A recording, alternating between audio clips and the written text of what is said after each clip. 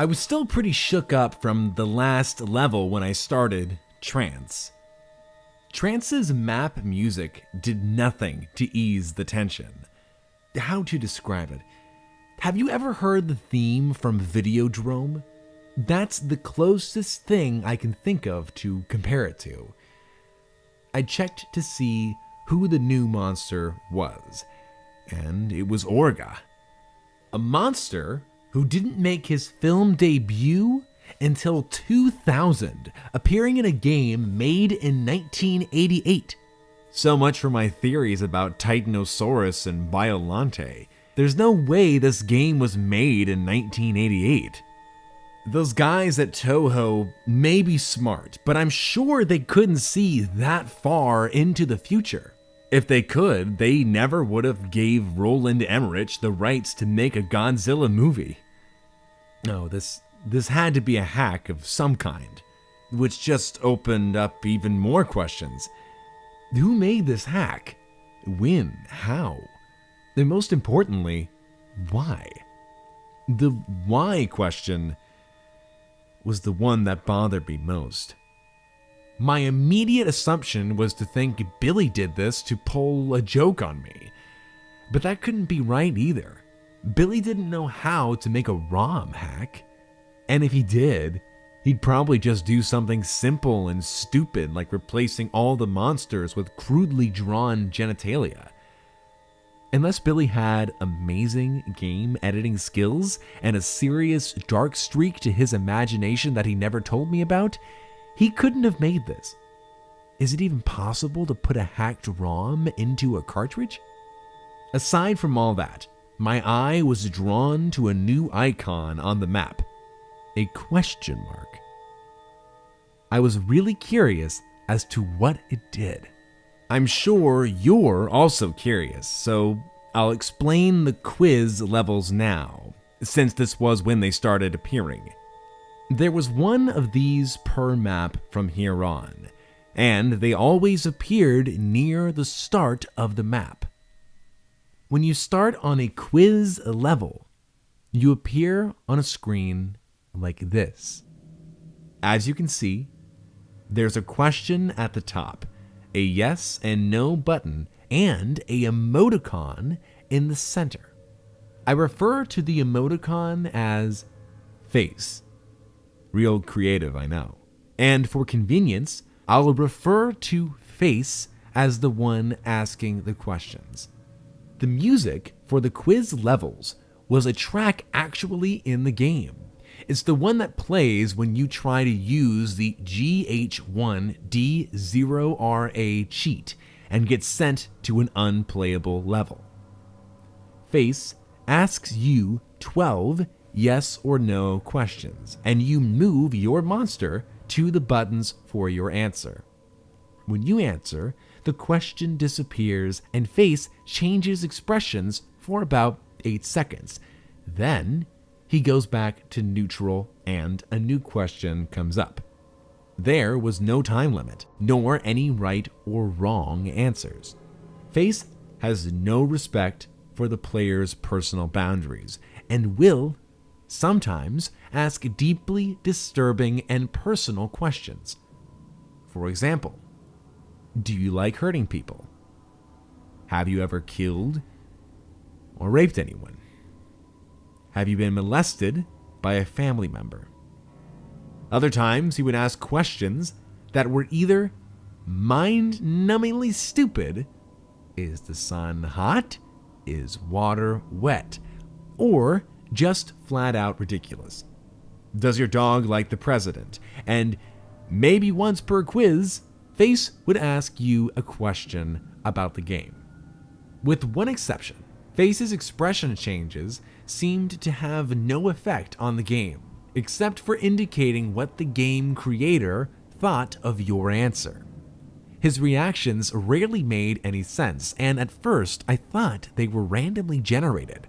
The questions never followed a pattern. Face never stayed on the same subject for more than 2 questions. Early on, there were questions that made me think Face was building up to something, only to then ask some stupid garbage. Here are the expressions of face that I saw while playing. I'll separate them into two categories: the expressions I understood and the expressions I didn't. First are the expressions I understood. There's neutral, his default expression.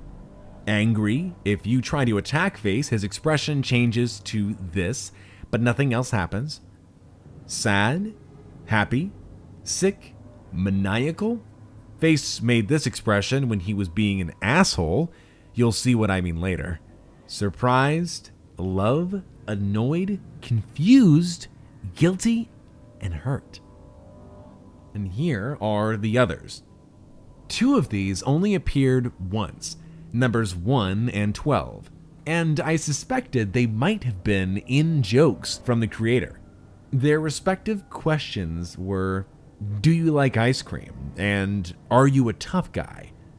As for the questions in the first quiz, luckily I had a notepad and pen handy. I have problems remembering things, so I often carry one around to jot things down, and sometimes I doodle in it when I'm bored. So when the first quiz started, I thought I'd record what happened. I'm glad I did. Here are the first series of questions, my answers, and Face's reaction. Quiz number 1. Do you like the game? Answer, yes. Reaction, happy. Are you afraid?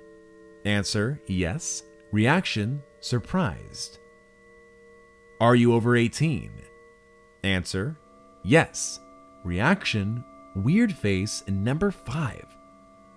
Do birds have teeth? Answer, no. Reaction, love. Is peanut butter good? Answer, no. Reaction, sick. Does the moon rotate? Answer, yes. Reaction, weird face 11. Have you had a job?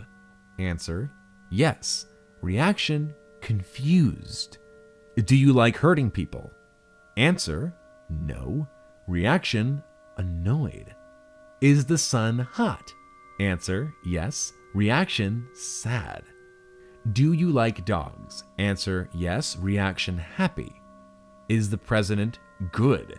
Answer, yes. Reaction, weird face, and number 3. Does your dog like the president? Answer, no. Reaction, angry. Now that I've explained all that, time for the gameplay. After the quiz level, I tried the new green temple icon first. Wow, maybe this is why the game was so weird. One of the designers was clearly drugged out of his mind. Jokes aside, I was quite impressed by the graphics of this level, as disorienting as they were. But I hate those creepy, blank, staring statue faces. The music had a hypnotic Indian techno vibe to it. There were 2 new enemies in this level. A flying ghost type thing with a trunk and a bat with a horse skull for a face. They appear at random, but I was lucky to get a screen cap of them both. Then I proceeded to a blue mountain level, expecting another nice, calm stroll. I took my time walking through and was completely taken by surprise when this happened. Not Mogera came speeding towards me and took off quite a bit of health with his tentacle screws. It only took me 2 minutes to kill him without having to worry about a time limit, but the boss monsters never showed up in the scrolling levels in the normal game. I was worried as to what other rules the game would break. After another blue mountain stage, it was time to fight Not Varen, whose replacement was one of the most bizarre things in the game. This strange creature attacks you by kicking and also opening up his chest and firing heat-seeking missiles. I still don't get it. The missiles were sometimes a pain to deal with, but I found out you could tail whip them out of the way.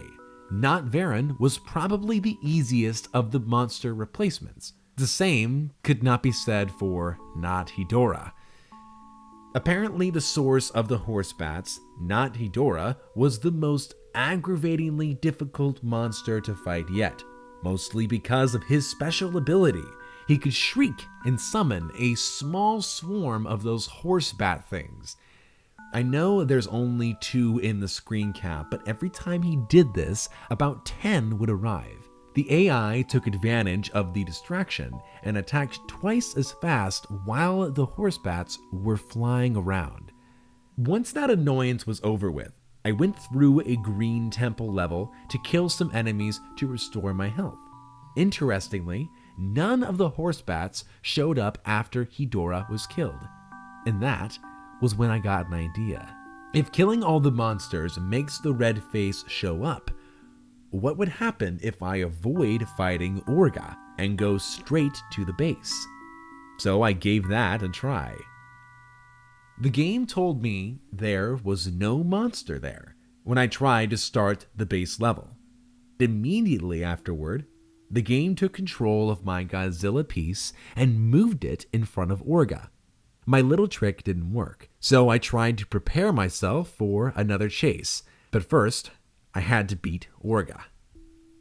The fight with Orga confirmed another thing.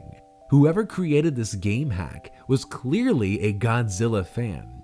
Not only because they picked a monster like Orga, but because they actually implemented something that happened in Godzilla 2000 in a really neat way. Orga's primary attacks were a punch and a heat beam from his shoulder cavity, but once you had got him down to half health, he did something new. He would expand his jaws and try to swallow Godzilla, in the process stealing your health and energy. But in doing so, he gave himself a new weakness. Firing a beam into his mouth would take a devastating 4 bars of his life meter. With that weakness revealed, I soon beat Orga, and despite how much I had hoped otherwise, the red face appeared on the map where the base was, and the music stopped. I readied myself as best as I could. I started the level, and seeing that it was basically the same as the first, I didn't waste a millisecond before I started hauling ass. I soon encountered obstacles in the form of the ground tile suspended in the air. Most of them you could jump over or destroy, others you had to crouch under. About 40 seconds into it, I heard the horrible bellowing roar and saw the spider beast following close behind me. Stacks of obstacles barely slowed it down. It would back up and then charge its way through them, smashing them into bits. And when the smaller obstacles got in its way, it would expand his jaws and swallow them whole. I was afraid, but with fast thinking and faster button pressing, I escaped him yet again. I felt really excited, and so I laughed and said, "Not this time, asshole." I decided to take a screen cap to celebrate. But when I said that sentence, just before the level ended, the monster did something that made my blood run cold. It looked at me. That wave of mortal terror overtook me again. And I sure as hell wasn't laughing anymore. I took another screen cap of the next level title, right before I rushed to the bathroom to splash some water on my face and to take a piss that I nearly failed to contain when that fucking thing looked at me.